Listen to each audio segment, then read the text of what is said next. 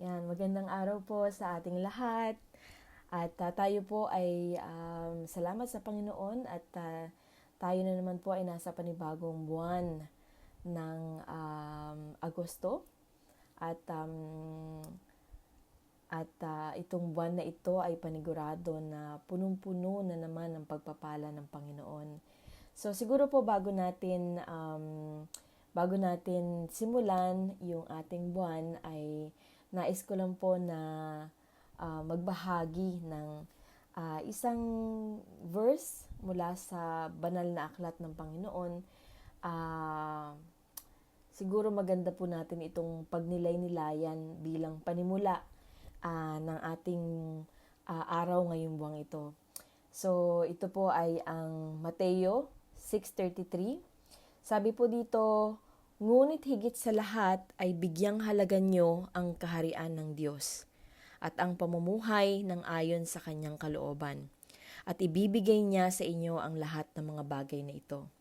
Sabi naman po sa English naman po ay Matthew 6:33, but seek first His kingdom and His righteousness, and all these things will be given to you as well.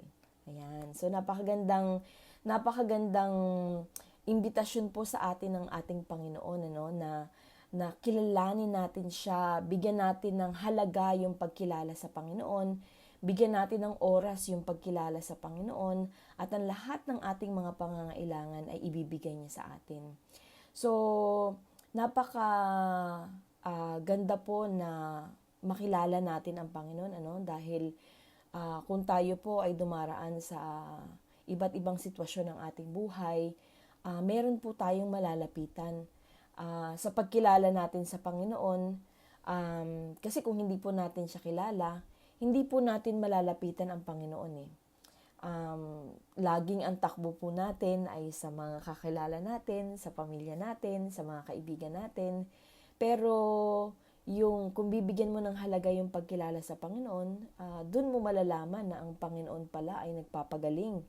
Ang Panginoon pala ay nagbibigay ng hindi nagkukulang na magbigay ng biyaya at ng lahat ng iyong pangangailangan, na ang Panginoon pala ay maawain, na ang Panginoon pala ay mapagmahal, na ang Panginoon pala ay mapagpatawad, at ang Panginoon, para sa Panginoon pala walang mahirap gawin para sa Kanya.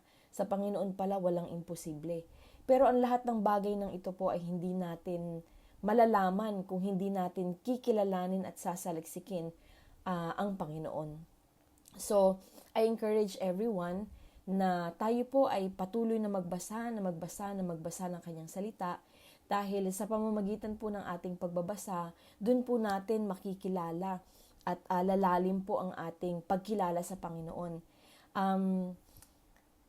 Ako po nung una ay tuwing may imbitasyon po sa akin ng pagkilala, lagi ko pong sinasabi na hindi na, dahil ako naman po ay nananalangin, nakilala ko na ang ating Panginoong Diyos. Pero yun po pala ay isang kahangalan dahil napakababaw po ng pagkakakilala ko pala sa Panginoon.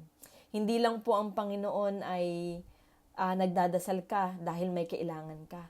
Napakalalim po at napakarami po ng kayang ibigay sa atin ng Panginoon. Hindi lang po sa material na bagay, pero yung kapayapaan na hindi kayang ibigay ng mundong ito, yung kagalakan na sa Diyos lamang nanggagaling, na hindi po ibig sabihin na yung pagkilala mo at yung paglalim mo sa Panginoon ay hindi ka nadaraan sa kahit anong problema. Hindi po ang kagandahan po nito, dumadaan man tayo sa ating mga problema, dumadaan man tayo sa iba't ibang sitwasyon, trials natin sa buhay, ang kagandahan po ay kilala natin yung kasama natin. Sa tuwing meron po tayong pinagdaraanan, meron po tayong malalapitan, meron po tayong mahihingahan ng lahat ng ating nararamdaman. Yung pong ating pamilya, ating pong mga kaibigan, hindi pa maiintindihan yung gusto nating sabihin eh. Kung minsan,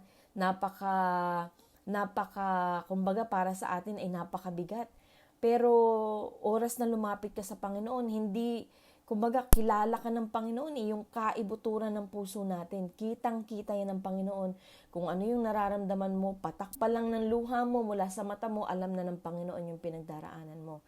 Kaya I encourage everyone na tayo po ay magbasa at buklatin natin yung banal na aklat ng Panginoon dahil marami po tayong matututunan, marami po tayong malalaman sa ating Panginoon na yung akala natin ay hanggang dun lang si Lord.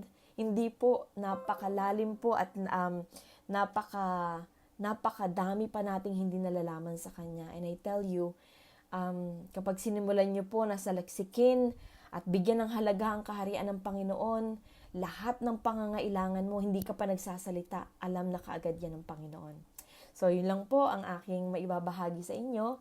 At dalangin ko ang masaganang buwan ng Agosto para sa ating lahat, kasaganaan, pag-iingat mula sa ating Panginoon, at kagalakan, kapayapaan na nanggagaling sa Kanya.